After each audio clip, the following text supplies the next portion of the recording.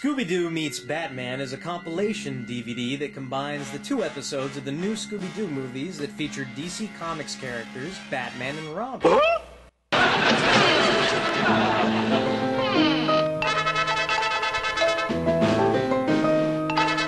Batman and Robin! Batman and Robin? This series premiered in the fall season of 1972 on CBS and is the only hour-length Scooby-Doo television series. Scooby-Doo, where are you? Episode number 2 is called The Dynamic Scooby-Doo Affair, which first aired on September 16th in the year 1972. In this particular episode, the Scooby Gang teams up with Batman and Robin to uncover a money counterfeiting ring run by a strange hooded figure who is in secret alliance with the Joker and the Penguin. Just as I suspected. Counterfeit. A masterpiece of duplication, except for one tiny slip-up. What's that, Batman? President Lincoln never wore a turtleneck sweater. The world's greatest detective at work, ladies and gentlemen. Robin, look. A door. It's locked. If you're a fan of the Filmation Batman series from 1969, you'll quickly notice that Olin Soul and Casey Kasem reprise their roles as the dynamic duo, along with Larry Storch coming back as the clown Prince of Crime Joker and serving double duty as the pudgy purveyor of perfidy, the Penguin. Interestingly enough, Burgess Meredith as the Penguin would make a small cameo in a 1968 episode of the Monkees television series titled The Monkees Blow Their Minds. Three fingers. Very good.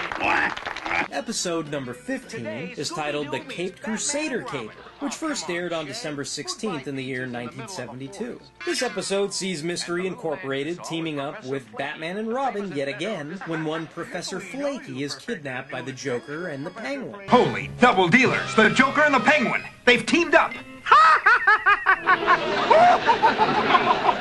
This episode, in my opinion, was the first salvo in the campaign that would eventually become the Super Friends.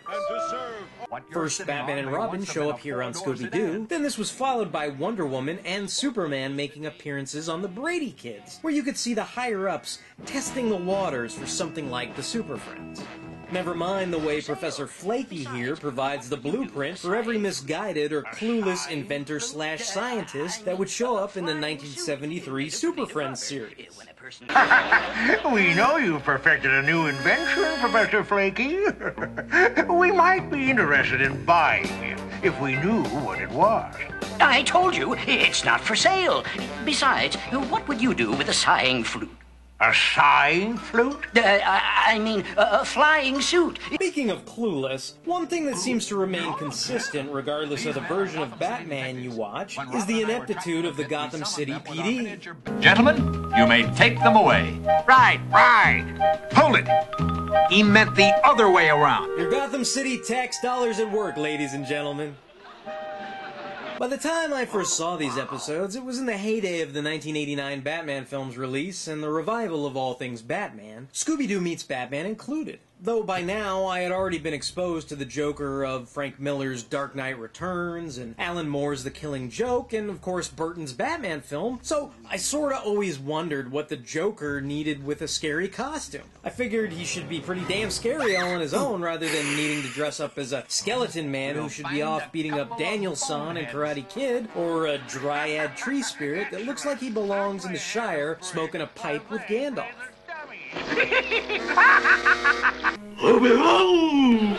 We don't have any Scooby snacks, but how about some Bat snacks as a reward? A follow-up callback to this crossover with Scooby-Doo is planned for an upcoming episode of Batman Brave and the Bold called Batmite Presents Batman's Strangest Cases.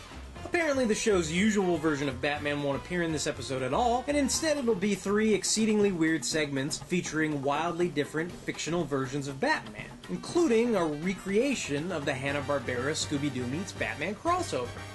Amazing, Batman. Absolutely mind-boggling. There must be an explanation. Robin, this could be a case of group hypnosis. Was there really a house? Was there actually a Mrs. Baker? Yeah.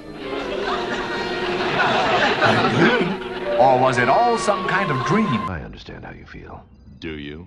Other than the live-action crossover between the Green Hornet and Batman, this would be one of the first animated crossovers with a comic book character and another more iconic property. As I mentioned before, I tend to think of this as a precursor of sorts to what would eventually become the Super Friends. In fact, growing up as a kid, I think the Olin Soul and Casey Kasem versions of Batman and Robin, for me, were synonymous with the Super Friends, and of course it's a treat to see them here alongside Scooby-Doo and the gang.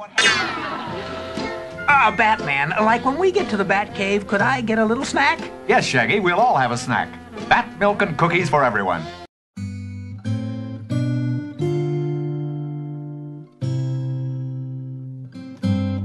Well, we'll just unstrap it, eh, Batman?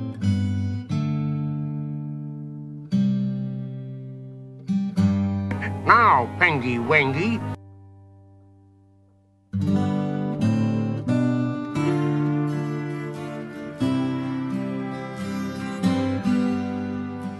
There's nothing for our bat hooks to grab onto.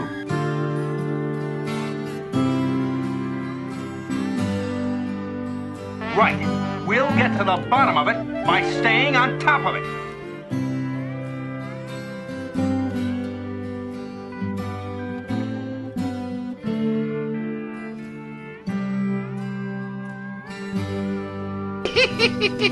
That's what I call a running gag.